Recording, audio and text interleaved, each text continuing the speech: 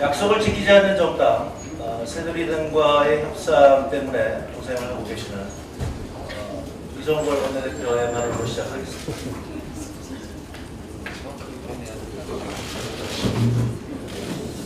네, 오늘 회의를 시작하는 마음이 무겁습니다.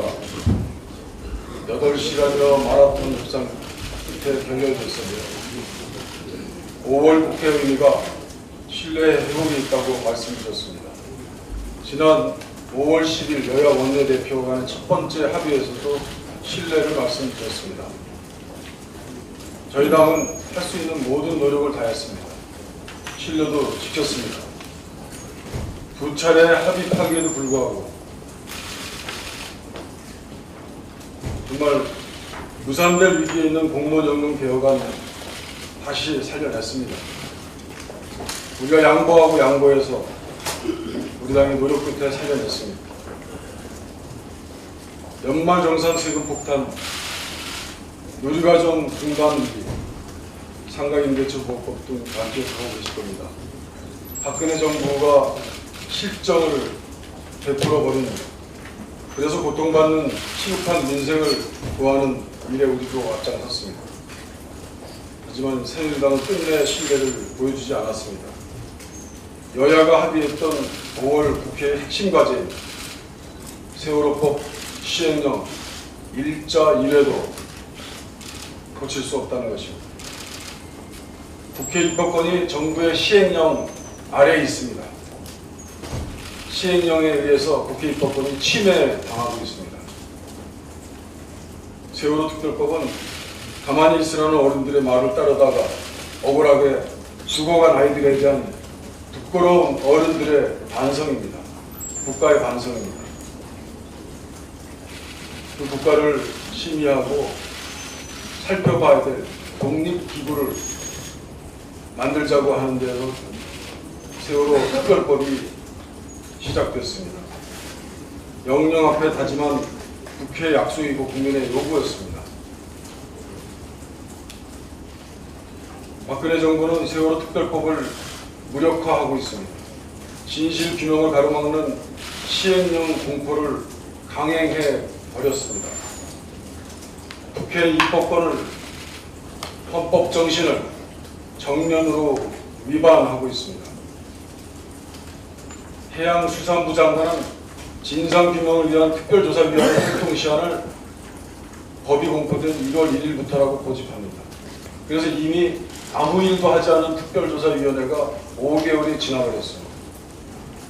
그 말대로라면 대통령의 특보이기도 한 친박실세위원회 황당무계한 세금 도둑 한마디에 법이 정한 조사위원회 정원마저 임의로 축소해버렸습니다. 위원회 규칙으로 정해져 있는 조직 구성도 정부의 입맛대로 재단하고 있습니다. 주요 보직의 직급과 담당자까지 정부가 장악해 버렸습니다. 그래서 이 모든 것들을 다 고치자고 하는 것도 아닙니다. 이번에 저희가 호소하면서 애원하고 있는 개정사항은 단 하나입니다. 사무처에 속해 있는 진상규명국의 조사 1과장을 정부가 장악하고 있는 검찰 서기관으로 되어 있는 것을 결정직 4급으로 할 수 있게 해달라는 것입니다. 그래서 조사위원회에서는 10년 이상의 검찰 경력을 가지고 있는 검사 출신의 변호사가 그 일을 맡을 수 있도록 해달라는 것입니다. 지금까지 정부가 구성했던 어떤 조사위원회에도 이런 일이 없습니다. 모두 다 그 위원회의 규칙으로 제정되도록 돼 있고, 세월호 특별법도 사무처 조직에 관해서는 규칙으로 정하도록 되어 있습니다. 규칙으로 정하도록 되어 있는 것을 시행령으로 무단으로 정해버렸습니다. 지금까지 있었던 일도 없었고 또 법의 위반입니다.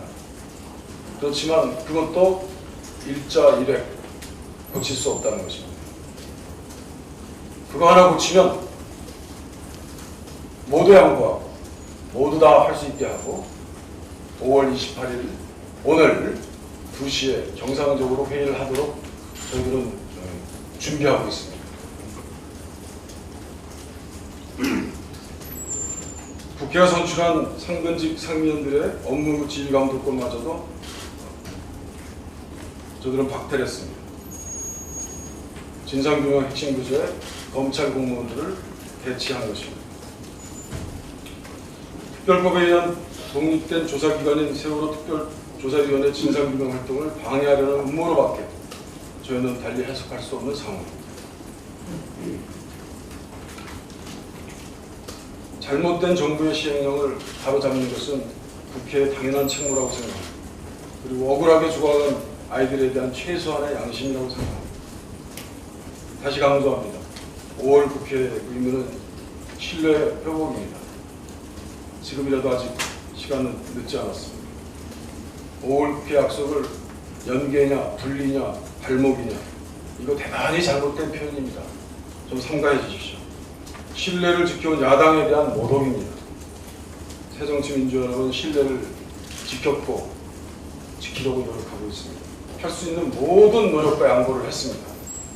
이제는 새누리당이 약속을 지킬 차례입니다. 오늘 전국 교직원 노동조합 창립 26주년 생일날입니다. 하필이면 오늘 헌법재판소가 전교조 합법성 여부에 대한 판결을 내린다고 합니다.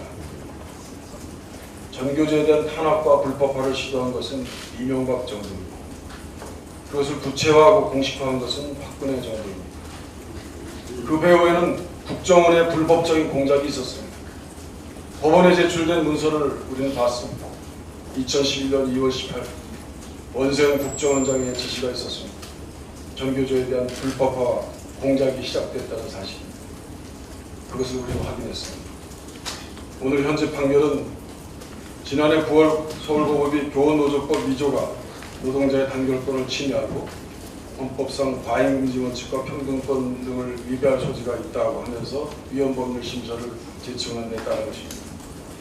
저는 서울고법의 위헌 제청이 타당하고 아이레오와 OECD 등 국제기구가 제시하는 기준과 다르지 않다는 세계 시민의 상식을 확인할 수 있기를 간절히 고대합니다. 해고자 및 실업자의 노조가입 허용과 교원의 노동기본권 보장은 1990년 우리나라 OECD 가입 조건이었다는 점, 이것도 간과해서는 안 됩니다. 오늘 헌법재판소 결정이 대한민국의 헌법전이십니다. 민주주의가 국제사회의 기준에 부합하다는 사실을 증거하고 노동자의 기본권이 보장되는 대한민국의 희망을 제어하게 하는 계기가 되기를 희망합니다.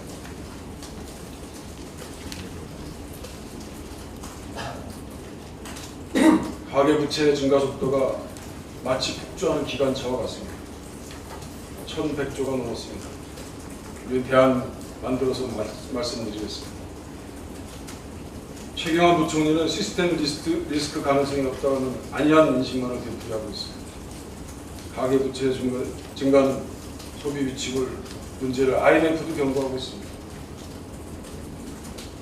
최경환 경제팀이 잘못을 바로잡을 수 있는 아직 기회는 있다고 생각합니다. 모든 경제기관들이 권고하고 있는 적극적 재정정책을 위해서라도 세수 결손과 재정적자 해소의 정답인 법인세 정상화를 거듭 요청합니다. 정부가 안 하겠다면 저희들이 하겠습니다. 기회를 주십시오. 잘못된 정책을 고집하지 말고 지금이라도 경제정책을 전환해야 합니다. 미국에서 일어난 살아있는 탄저균을 보내는 배달 사고가 우리나라의 미군 기지에도 일어난 것을 확인했습니다. 탄저균은 우리나라에 존재해서도 배달되어서도 안 되는 치명적인 살상 무기입니다. 우리나라에서 벌어진 사고가 언제, 어떤 경로로, 어디에 배달돼서 몇 명이나 그동안 위험에 노출되었는지 우리 정부가 참여하는 역학조사를 통해서 분명히 밝혀져야 합니다.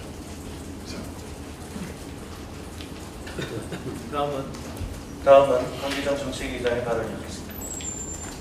네, 어제 우리 당에서 가계통신비 인하 대책을 발표했습니다.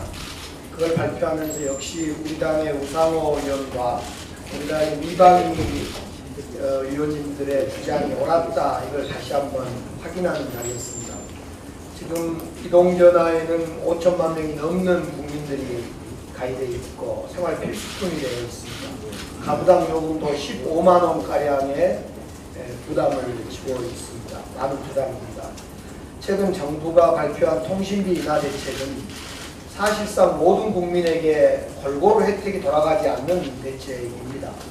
우선 2G폰을 사용하는 520만 명의 국민과 KT의 3G 가입자 423만 명은 이번 정부의 발표 통신비 인하 대책에 사실상 혜택을 받지 못하고 제외되고 있습니다.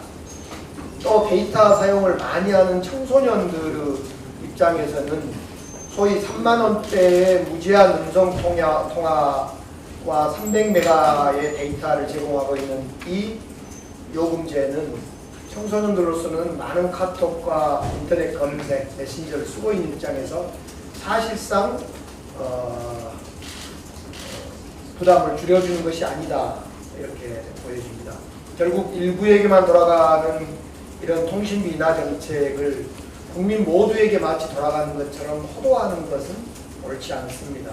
정부가 정말로 가계통신비 인하 혜택이 국민 모두에게 돌아가는, 골고루 돌아가는 정책으로 가고자 한다면 어제 우리 당이 발표한 이동전화 기본료 페이지 그리고 이동통신사의 지원금과 제조사 장려금을 분리하는 분리공시 제도를 도입해서 소비자의 선택폭도 넓혀주고 또 제조원가의 이 공개를 통해서 휴대폰 단말기 값도 인하하도록 해야 될 뿐만 아니라 공공 와이파이를 더 전면적으로 확대하는 그런 정책을 받아들였으면 합니다. 오늘 아침에 새누리당과 정부의 당정 협의를 통해서 그동안 국민을 위해서 한 번도 제대로 시행해보지 못한 통신요금 인가제의 폐지 여부를 결정한다고 하는데요. 이 점 역시 우리 당이 이미 우상호 의원으로 대표 발의한 요금조정위원회 설치와 같은 이런 좋은 제도를 제발 좀 받아들일 것을 권하고 싶습니다. 한 가지만 더 말씀드립니다.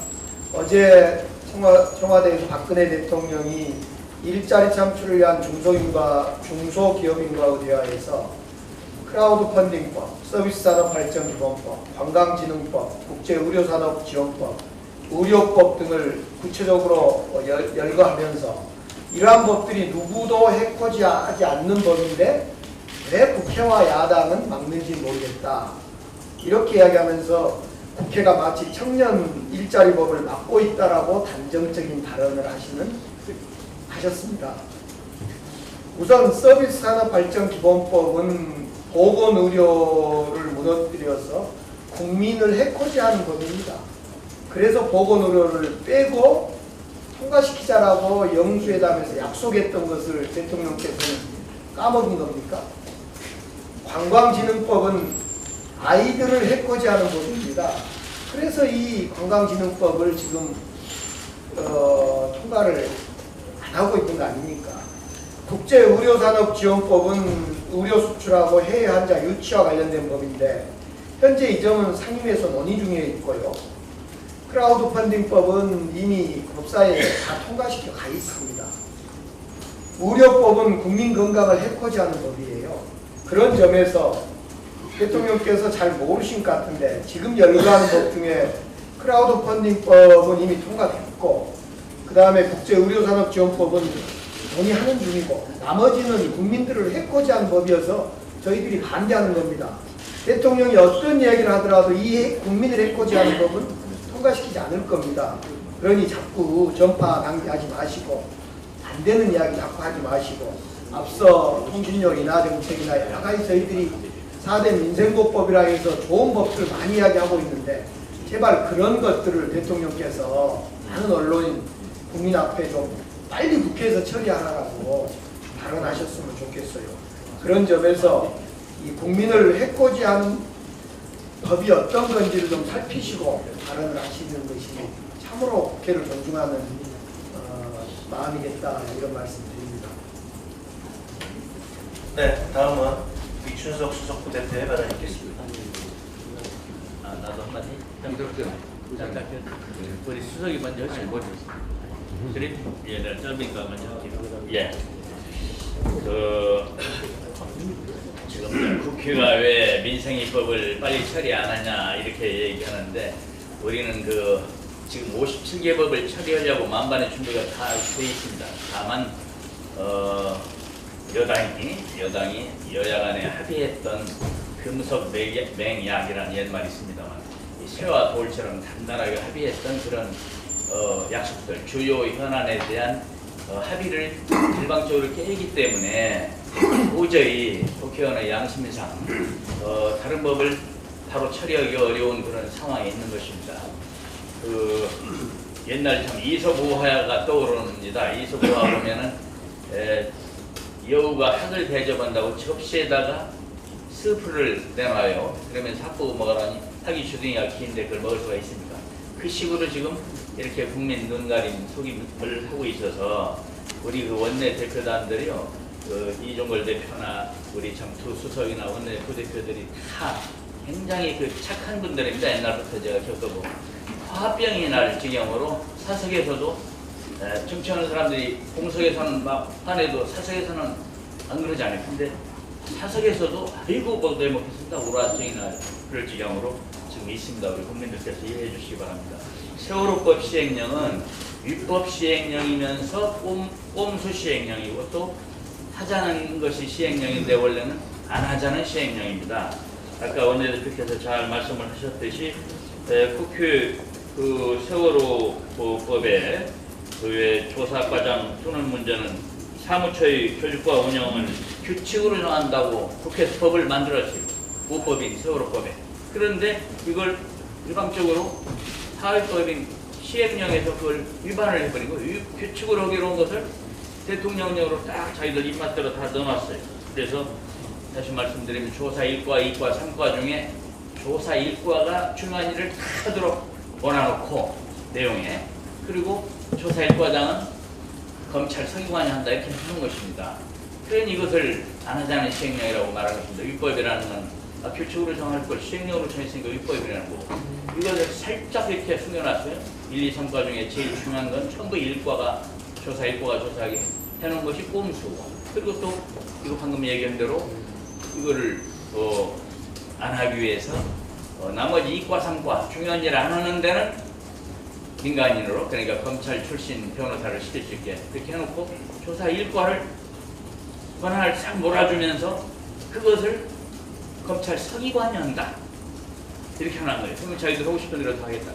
이래서 국민들에게 우리가 호소를 하는 것입니다. 이 자세한 내용을 아시면은 우리 모두가 분노할 수밖에 없습니다. 이렇게 여야 합의를 실질적으로는 깨는 일을 하니까, 그러니까 우리가 다른 57개 법도 이 문제를 우선적으로 하고서 해야 되겠다라고 주장하고 있는 것입니다. 이상입니다.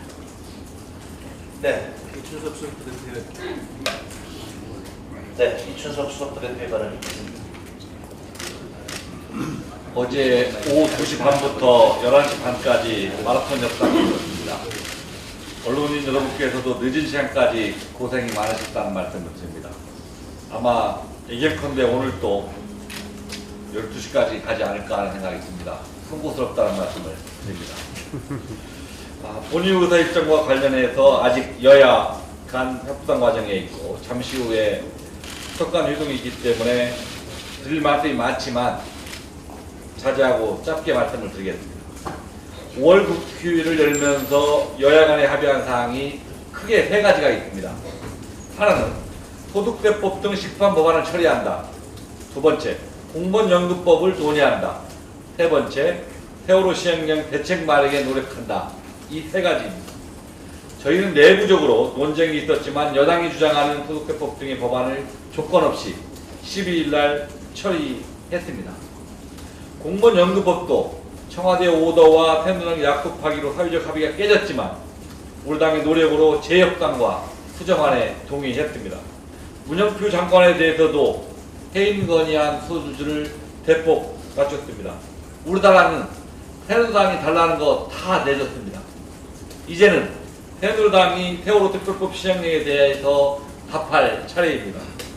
5월 국회 합의사항 중에서 세월호법 시행령만 배제당할 어떠한 이유가 없습니다. 세월의 문제에 눈을 감으려는 시도에도 저희 당 결코 동의할 수 없습니다. 저희는 계속해서 신뢰를 지키려고 노력했습니다. 하지만 신뢰를 지킨 결과가 뒤통수 때리기와 일방통행이라면 저희도 더 이상 신뢰를 지켜나가기 어렵다는 점을 말씀드립니다. 세월호법 시행령의 개정은 공무원연금법과의 연계가 아니라 여야 간에 남은 마지막 신뢰라는 점을 다시 한번 새누리당에게 이야기합니다. 네, 다음은 이윤석 대표의 발언이 있겠습니다. 특수활동비 제도 개선 TF단장 이윤석 의원입니다. 최근 국회에서 특수활동비를 사적으로 이용됐다는 문제가 제기되어 많은 국민들로부터 공분을 사고 있습니다. 늦었지만 새정치민주연합은 특수활동비 제도 개선을 위한 대책반 활동을 시작을 했습니다. 빠르면 6월 중에 개선안을 발표할 계획입니다. 제도 개선안은 크게 두 가지 원칙을 각에서 마련될 것입니다. 첫째, 편성의 최소화. 둘째, 집행의 투명성 강화입니다. 1조 2,500억 원이 달하는 특수활동비 편성을 최소화해서 꼭 필요한 부처에서 꼭 필요한 업무에만 사용될 수 있도록 개선하겠습니다. 또한 특수활동비를 사용하면 증빙 서류 제출을 의무화하고 감사원 및 국회의 결산 심사를 강화해서 집행의 투명성이 보장되도록 하겠습니다. 이러한 특수활동비 제도 개선을 위해 국회가 제일 먼저, 새정치민주연합이 제일 먼저 솔선수범하는 모습을 보이도록 하겠습니다. 네, 다음은 김태년 정개특위 간사의 발언이 있겠습니다.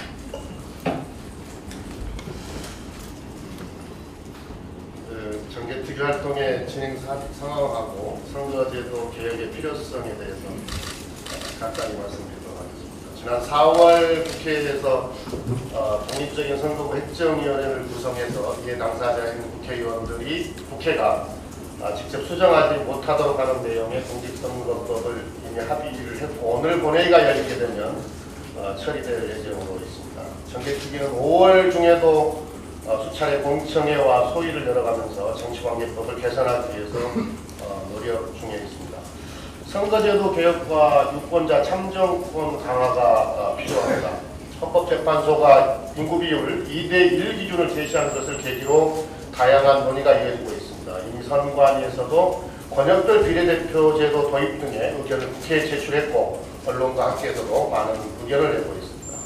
다만 정개특위 야당 간사로서 안타까운 것은 이런 사회적 관심에도 불구하고 정개특위가 정치개혁의 본질인 선거제도 개혁과 유권자의 참정권 강화에 대해서는 논의가 쉽지가 않다는 점입니다.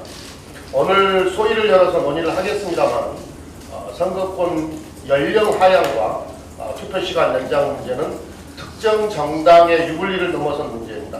선거권 연령 하향은 이미 2013년도에 국민인권위원회가 국회의장에게 의견을 제출한 내용입니다.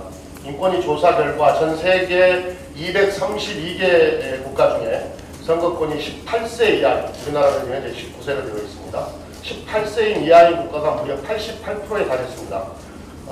여당이 유권자의 참정권 강화에 대해서 미온적인 태도를 벗어나기를 기대합니다. 선거제도 개혁과 관련해서도 마찬가지입니다. 독립적인 국가기구인 중앙선거관리위원회가 권역별 비례대표제를 정식으로 제안했습니다. 오죽하면 선관위가 그런 안을 제안했겠습니까? 우리 정치가 지역주의의 폐단으로부터 벗어나야 한다는 고민의 산물이라고 생각합니다. 그런데 여당에서는 이에 대해서 전혀 수용을 검토를 하지 않고 있는 듯이 보입니다. 아마 권역별 비례대표제를 도입하면 지역 구석이 줄어들거나 여당에게만 불리한 것이 아니냐 하는 것이 이유가 되는 것 같습니다. 만약에 권역별 비례대표제를 도입하게 되면 저희 새정치민주연합도 손해를 볼 수밖에 없습니다. 정치개혁을 위해서는 새누리당과 새정치민주연합 두 당이 모두 다 기득권의 일부를 내려놓아야 합니다. 저희 새정치민주연합은 유불리를 떠나서 기득권을 내려놓을 준비가 되어 있습니다. 이번만이라도 정치권이 국가의 미래를 위해서 조금씩 기득권을 내려놓아야 합니다. 새누리당이 적극적으로 선거제도 개혁을 포함한 정치 개혁에 협조해 줄 것을 다시 한번 촉구합니다. 감사합니다. 이 선거 연령이라는 크레이지 파티, 새누리당의 크레이지 파티에서 결정한 사항인데요. 이것을 새누리당이 반대한다고 하는 것은 크레이지 파티는 청년들을 속이기 위한 장식에 지나지 않는다는 것을 의미하는 것 같습니다. 다음은 한정혜 의원의 발언 듣겠습니다. 네, 국가인권위원회는 지난 26일 날 전원위원회를 열어서 만장일치로 정부가 내놓은 정부의 비정규직 종합대책안에 대해서 우려와 그리고 부정적인 의견을 내놓았습니다. 인권위는 기간제 그리고 파견 근로자 사용 기간 연장과 관련해서 비정규직 남용 억제와 상시 업무의 정규직화, 직접 고용 유도라는 입법 취지에 전혀 맞지 않고 실질적인 정규직화 유도 정책이나 남용 방지 대책이 미흡하다고 했습니다. 파견 대상 업무의 확대는 파견 근로자의 증가로 노동시장 양극화를 오히려 촉진시킬 우려가 있다고 판단하기도 했습니다. 노동계가 무분별한 해고 사태를 가져올 것이라고 반대하고 있는 해고 관련 가이드라인 마련 역시 사용자에 의한 손쉬운 해고나 근로조건 저하 수단으로 남용될 가능성을 지적했습니다. 주무부처인 고용노동부는 국가인권위원회의 이러한 의견을 존중하여 잘못된 대책을 중단하고 진정으로 비정규직 근로자의 고용 안정 그리고 차별 해소를 위한 노력을 하여야 할 것입니다. 산업 현장의 갈등만 유발시키고 있는 일반 해고 요건 완화 지침 추진 이것 역시 중단하셔야 하고요. 지금 현재 산업 현장에서 만연되어 있는 불법 파견, 간접 고용 그리고 기간제 남용과 같은 이러한 것들을 줄이기 위한 지도 감독에 힘써 주시기를 바랍니다. 네, 이상입니다. 네, 다음은 신정훈 의원의 발언.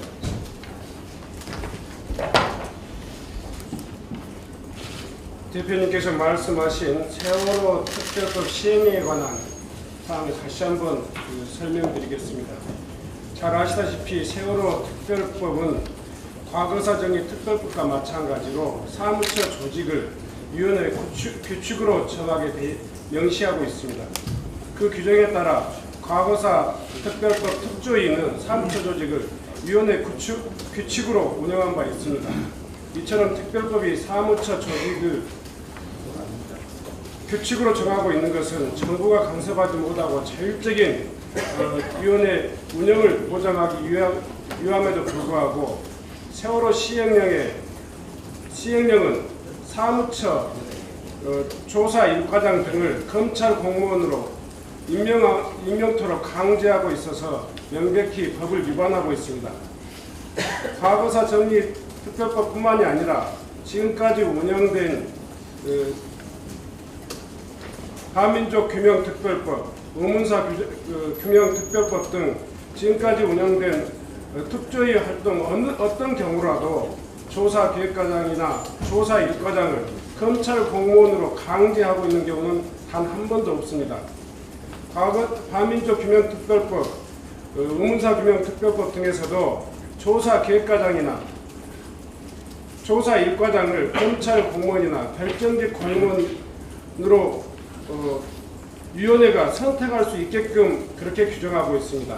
이처럼 세월호 특별법 시행령은 법을 위반하고 있을 뿐만 아니라 지금까지 시행된 특조위의 독립적 운영을 보장했던 어떤 특조위에서도 운영한 바 없는 명백히 일반 원칙에도 어긋나는 것이므로 반드시 세월호 특별법 시행령은 조속히 폐지되어야 한다고 생각합니다.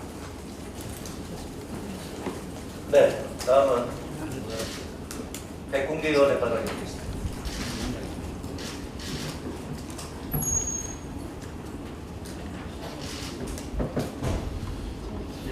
서북도서의 긴장이 예사롭지 않게 보도되고 있습니다.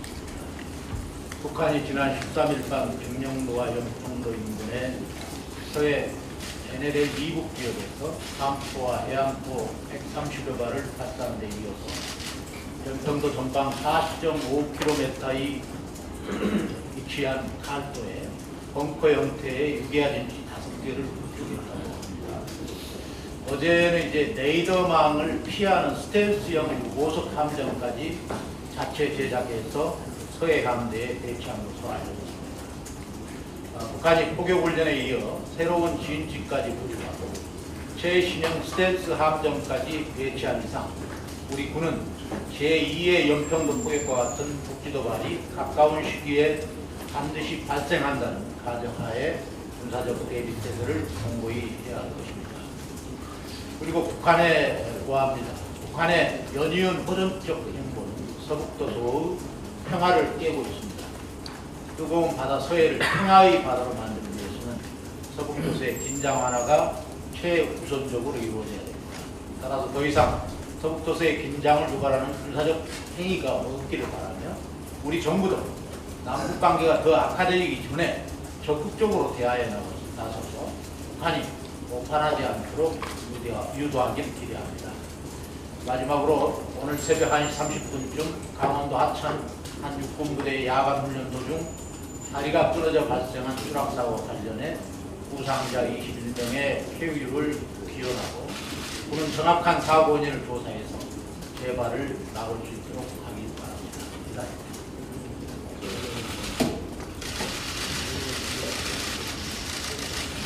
다음은 권은희 의원의 발언이 있겠습니다. 국정원이 경력 법관임을 외치는 조사에 대해 신원조사를 이루고 사상 면접을 실시하고 있다는 사실이 확인됐습니다.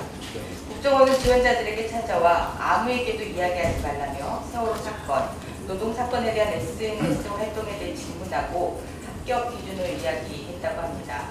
국정원이 응지에서 활동하며 사법부의 핵심인 법관 인선에 관여한 것으로 이는 사법권 독립이라는 헌법적 가치를 명백히 훼손하는 활동입니다. 특히 국정원이 지원자들까지 신원조사를 실시한 것은 실정법도 명백히 위반한 행위입니다. 현재 국가정보법 및 보안 업무 규정에 따라 중앙행정기관 상급 이상의 공무원은 국정원장이 신원조사를 실시하고 이에 자중에 대해서는 경찰청장이 신원조사를 실시합니다.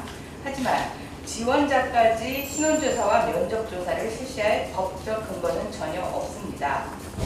2014년 2월 대전지방법원 행정 1부도 공무원 임용 예정자의 응시자를 포함하는 것은 아무런 법적 근거 없는 처분이라고 판결한 바 있습니다. 이렇듯 국정원의 초법적인 활동에 대한 민주적인 통제 반드시 이루어져야 합니다. 국가인권위원회는 2005년에 꼭 필요한 경우에만 제한적으로 감시와 견제가 불가능한 국정원이 아닌 다른 기관에서 하라고 공고한 바 있습니다. 우리 당은 다음 달 임시국회에서 법관 선발의 중립성과 투명성이 보장될 수 있도록 이 사안에 대해서 꼼꼼히 따질 예정입니다. 언론이라도 좀 소수 약자의 야당 편을 좀 들어줘야 되는데 온통 여당 대변하는 것 같아서 참 답답합니다. 요거는 이종걸 원내대표님 심정을 제가 대신했습니다. 어제 그 중동호흡기 증후군 메르스 긴급 현안 질의에 출석한 문영표 장관이 최근 교착 상태에 빠진 연금 논란에 대해서 기금 고갈, 보험료 폭탄, 세금 폭탄론에 대해 아주 뻔뻔한 태도로 외래 큰 소리를 쳤습니다.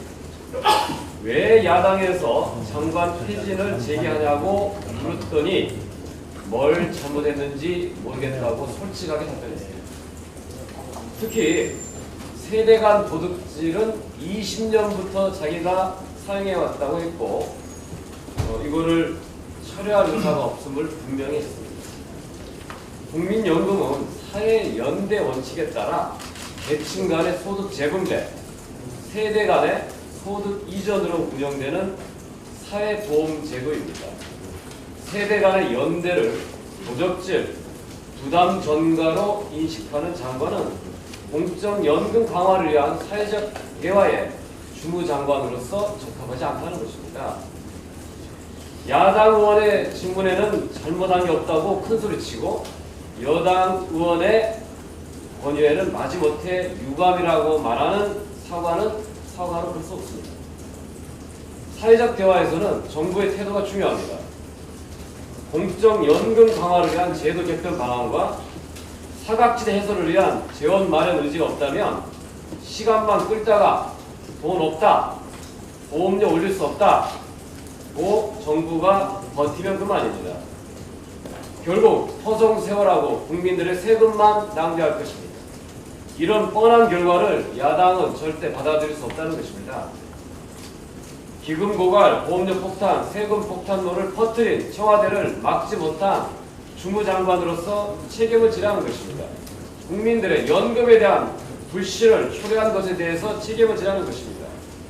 조윤선 정무수석이 대타협을 막지 못해서 자진 사퇴했다면 문영표 장관은 대타협을 깨려 했다는 이유로 스스로 책임을 져야 한다는 것입니다.